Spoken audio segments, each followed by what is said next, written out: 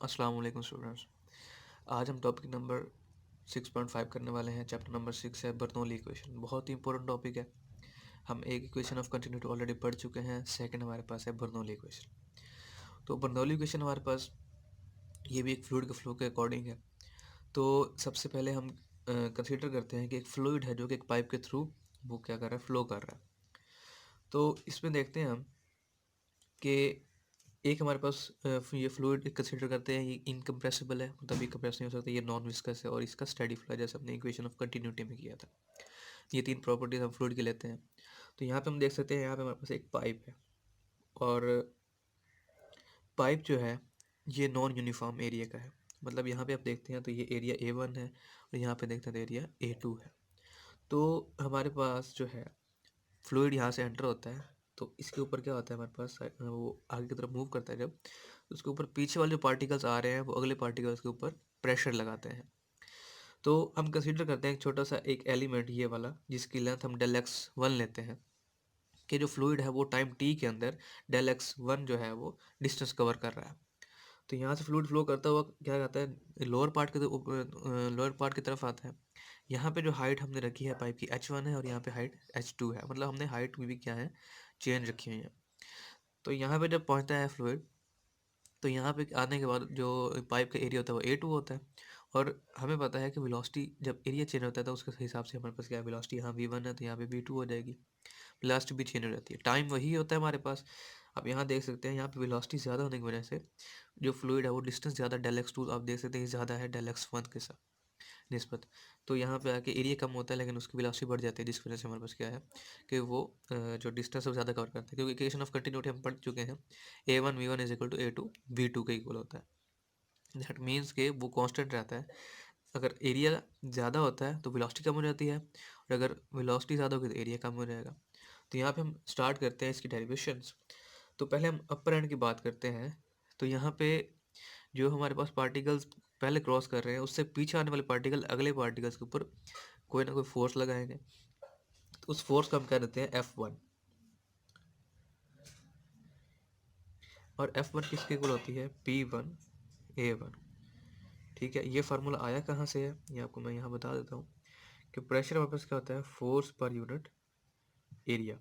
तो यहाँ से हमारे पास जो फोर्स आ जाएगी, ए इधर मल्टीप्लाई हो जाएगा प्रेशर और एरिया PA। तो F1 is equal to P1A1।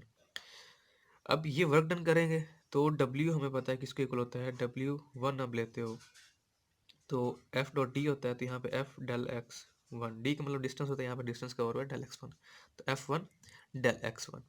ठीक है, तो F1 की जो वैल्यू है वो हम पुट करें तो यहाँ से हमारे पास F1 क्या आ जाएगा, P1A1 डेल एक्स वन। तो ये इक्वेशन नंबर 1 इसको नाम दे दें।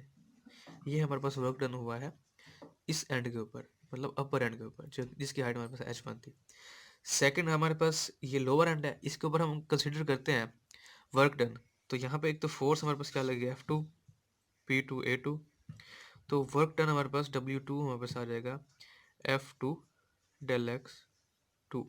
अब यहाँ पे एक चीज़ आप देखें कि यहाँ पे प्रेशर आप देख रहे हैं वो इनवर्ड लग रहा है। यहाँ प्रेशर मतलब वो भी इनवर्ड है। यहाँ पे पार्टिकल्स पिछले अगले वाली पार्टिकल्स के ऊपर प्रेशर लगा रहे हैं ताकि वो आगे की तरफ मूव करें। अब यहाँ पे जो पार्टिकल्स आते हैं, ये पीछे वाले पार्टिकल इसके ऊपर फोर्स लगाएंगे और उन्हें बाहर जाने के लिए क्या करेंगे, इंसिस्ट करेंगे, वो मतलब फोर्स लगाएंगे। लेकिन बाहर से प्रेशर जो है वो जो यहाँ पे पार्टिकल्स पड़े होंगे वो ट्राई करेंगे कि वो पाइप से बाहर ना जाए।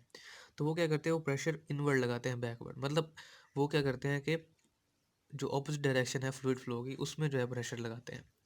तो इस वजह से ये होता है कि हमारे पास ये जो वर्क डन हमारे पास है इसे हम नेगेटिव लेते हैं, क्योंकि ये ऑपोजिट डायरेक्शन में चला जाता है।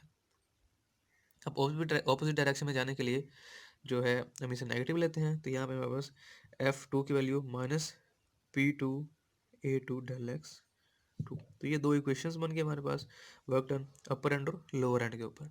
अब हम आगे मजीद इसको डेरिवेशन करते हैं और हम यहाँ पे टोटल वर्क डन लेते हैं। टोटल वर्क डन दोनों का सम हो जाएगा। दो इक्वेशंस बन गई। अब हम यहाँ पे क्या कहते हैं कि टोटल वर्क डन किसके इक्वल होता है,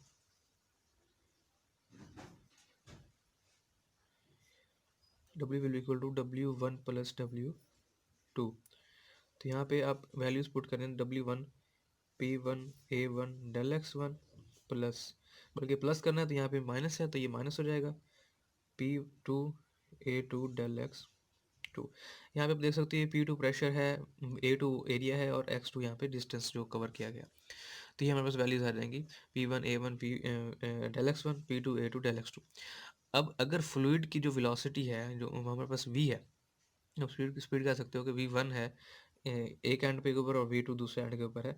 तो हमें पता है कि S is equal to VT होता है, या फिर यहाँ पे अगर आप डेल एक्स की बात करते हो, डेल एक्स हमारे पास क्या हो जाएगा V मल्टीप्लाई बाय T। तो डेल एक्स वन क्या हो जाएगा V1T, क्योंकि टाइम सेम है, और डेल एक्स टू हमारे पास क्या हो जाएगा V2T।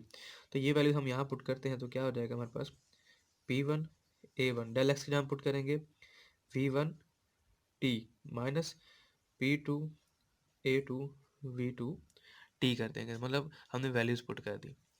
अब इक्वेशन ऑफ कंटिन्यूटी से हमें क्या पता चलता है, इक्वेशन ऑफ कंटिन्यूटी वो हमने पिछले टॉपिक में पढ़ा कि A1 V1 is equal to A2 V2 के इक्वल होता है, जो कि हमारे पास वॉल्यूम के इक्वल होती है। ये वॉल्यूम कौन सा वॉल्यूम है, जो कि हम फ्लूइड का वॉल्यूम कह रहे हैं, जो कि हम कंसीडर कर रहे हैं, ठीक है, वॉल्यूम ऑफ अ फ्लूइड,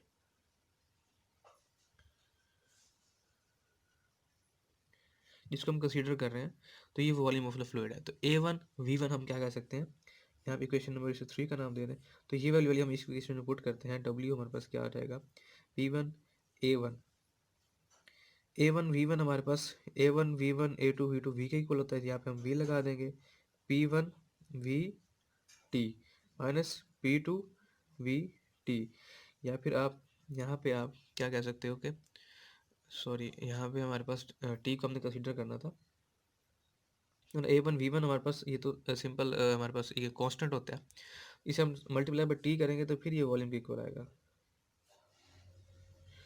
तो यहाँ पे हम इस T को भी इसी के अंदर ले लेते हैं, A1 V1 multiply by T A2 V2 multiply by T, ये V के इक्वल हो जाएगा, P1 V P2 V, तो P1 माइनस P2, और यहाँ से V हमारे पास क्या आ जाएगा, कॉमन आ जाएगा, P1 माइनस P2 आ जाएगा, मतलब चेंज इन हमारे पास जो प्रेशर आता है। तो उसके बाद हमें पता है कि अगर फ्लूइड की डेंसिटी रो हो, ठीक है, मास उसका m हो, तो हमारे पास उसका वॉल्यूम V हो, तो उसके लिए रिलेशन हमारे पास क्या बनता है, V is equal to m over rho. ये फ्लूइड की डेंसिटी है, ये मास है, और ये उसका वॉल्यूम, तो V की जगह पुट कर देंगे W is equal to P1 minus P2 m over rho put कर देंगे, ठीक है। तो ये हमारे पास क्या आ जाएगा, वर्क डन आ जाएगा, इस इक्वेशन नंबर 4 का नाम दे देते हैं। तो इट इज़ हमारे पास ये वर्क डन है, जो कि एक जो पिछले पार्टिकल्स है वो अगले वाले पार्टिकल के ऊपर लगाते हैं फ्लूइड फ्लो के अंदर। तो हमें पता है कि जो भी वर्क डन हो रहा है, पिछले पार्टिकल अगले के ऊपर लगा रहे हैं, तो उसकी काइनेटिक एनर्जी के अंदर चेंज आ रहा है। तो यहाँ पे दो चेंजेस आते हैं, काइनेटिक एनर्जी के अंदर चेंज और पोटेंशियल एनर्जी के अंदर, क्योंकि यहाँ पे हमने हाइट्स भी डिफरेंट रखी हुई है H1 और H2। तो यहाँ से हम निकाल सकते हैं कि चेंज इन काइनेटिक एनर्जी,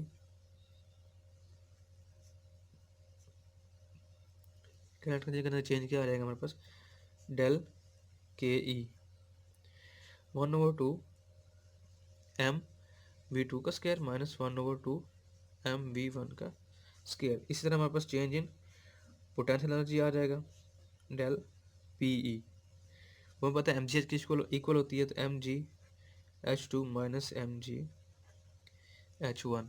तो ये हमारे पास दो चेंजेस आ जाएंगे, जबकि H1 और H2 हाइट्स है हमारे पास जो पाइप की अपर और लोअर एंड के ऊपर। तो अगर हम लॉ ऑफ कंजर्वेशन एनर्जी लगाते हैं तो हमें पता है कि जो टोटल वर्क डन होता है वो चेंज इन जो टोटल एनर्जी के इक्वल होता है। लॉ ऑफ कंजर्वेशन एनर्जी से हम क्या कह सकते हैं, law of conservation of energy, इससे क्या होता है कि टोटल वर्क डन हमारे पास क्या है, वो ये वाली इक्वेशन है, तो P1 minus P2 m over rho, ये हमारे पास किसके इक्वल होता है, टोटल जो चेंज इन एनर्जी आया m V2 का स्केयर माइनस 1/2 m V1 का square plus MgH2 minus MgH1, मतलब चेंज इन हमारे पास जो भी एनर्जीज आई हैं उसके लिए हम क्या करते हैं, तो यहाँ पे हम क्या करेंगे, इनको रीअरेंज करते हैं।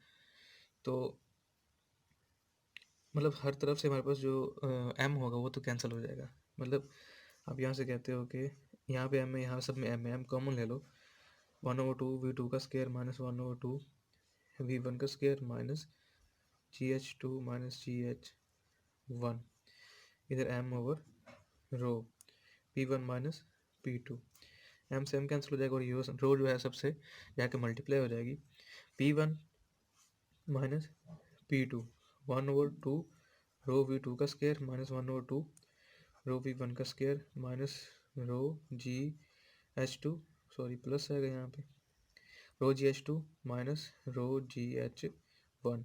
मतलब ये वाली रो हमने सबके साथ मल्टीप्लाई कर दी। अब p1 मतलब जितनी वन वाली वैल्यूज हो एक साइड पे कर लेते हैं, p1 ये माइनस वाली वैल्यू आप प्लस हो जाएगी 1/2 रो v1 का स्क्वायर, और ये वाली वैल्यू प्लस हो जाएगी रो gh1। यहाँ पे हमारे पास क्या p2 इधर आ जाएगा, प्लस हो जाएगा p2 प्लस 1/2 रो v2 का स्क्वायर, ये वाली वैल्यू प्लस रो gh2। तो ये हमारे पास क्या कहलाती है, इक्वेशन, बर्नौली इक्वेशन कहलाती है। दूसरे लफ्ज़ में हम इसे क्या कहते हैं, p प्लस 1/2 रो v का square plus rho gh is equal to constant. तो ये हमारे पास क्या है, इक्वेशन ऑफ कंटिन्यूटी जिसे हम कहते हैं, सॉरी बर्नौली इक्वेशन।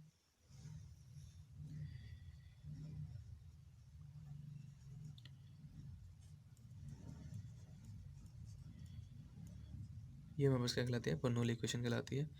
अगर इसमें आपको कोई क्वेश्चन हो तो आप इजीली पूछ सकते हैं, बहुत ही ये सिंपल क्वेश्चन है, बहुत ज़्यादा इंपॉर्टेंट है।